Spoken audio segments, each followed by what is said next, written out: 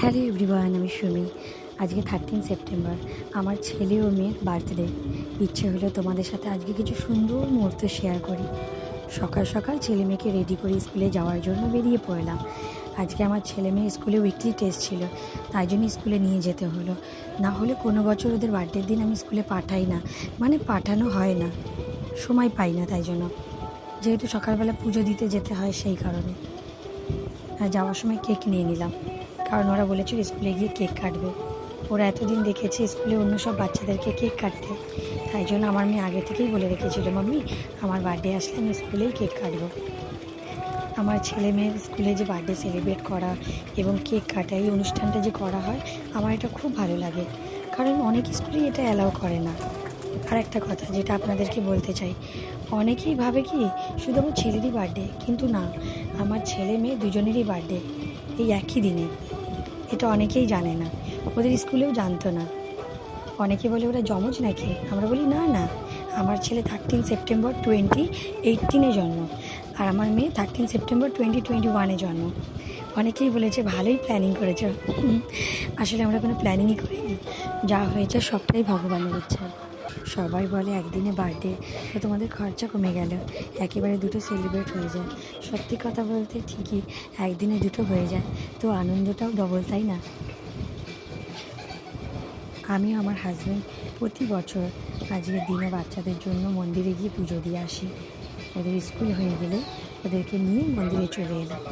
ওদেরকে বাড়িতে রেখে আমরা কোনোদিনও পুজো দিতে আসি না, ওদেরকে নিয়েই আমরা পুজো দিতে আসি, যেহেতু ওদের বার্থডে। তাই জন্য আমি তো পুজো দিতে পারলাম না, তাই হাজব্যান্ডকে বললাম তুমি পুরোহিত মশাইকে দিয়ে পুজো দিয়ে নাও।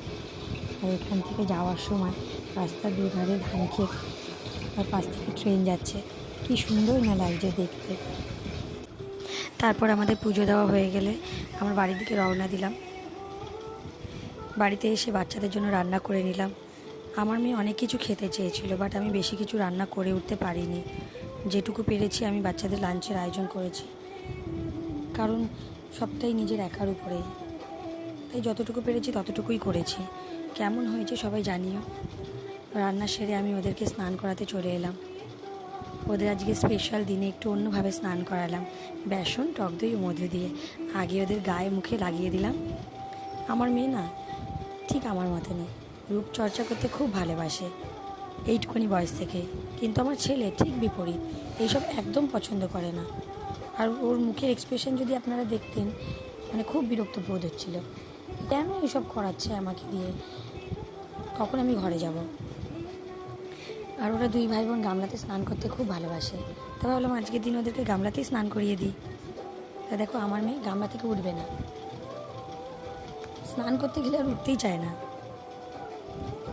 তারপরে স্নান হয়ে যাওয়ার পরে ওদের দুপুরে খাবার সাজানোর সময় ওদেরকে কতবার বলতে হয়েছে যে তোমরা দাঁড়াও, আগে খাবার সাজাতে দাও, তারপরে তোমরা খাবে, কিন্তু ওরা ব্যস্ত হয়ে গেছে, কখন খাবে। ফার্স্টে আমি আর আমার হাজব্যান্ড কেকটা যে অর্ডার দিয়ে বানাবো সেটা ভাবিনি, কারণ বার্থডেটা যেহেতু ছোটো করে সেলিব্রেট করা হচ্ছে, সেই জন্য। যখন দোকানে কেক কিনতে গেলাম তো কোনো কেকই পছন্দ হয়নি, তো ওনাদেরকে বললাম এখন যদি আমরা কেকটা অর্ডার দিই তো আপনারা সন্ধেবেলায় দিতে পারবেন? তো বললো হ্যাঁ দিতে পারবো, কীরকম চাই বলুন। তা আমরা বললাম যে আমার ছেলে আর আমার মেয়ের তো একদিনই বার্থডে, তো একদিকে কার্টুন আর একদিকে ডল করে দেবেন। তো বললো ঠিক আছে, হয়ে যাবে, সন্ধেবেলা এসে আপনারা নিয়ে যাবেন। আর দেখো কোনো প্ল্যান ছাড়াই কী সুন্দর সব কিছু হয়ে গেল, তাই না? কেকটা কিন্তু আমার ছেলে মেয়ের খুব পছন্দ হয়েছে, সবারই খুব ভালো লেগেছে। চকলেট কেক আমার ছেলে মেয়ে খুব পছন্দ করে, আমার ছেলের কার্টুন আর আমার মেয়ের ডল, তাই জন্য দুজনেরই পছন্দ হয়েছে কেকটা।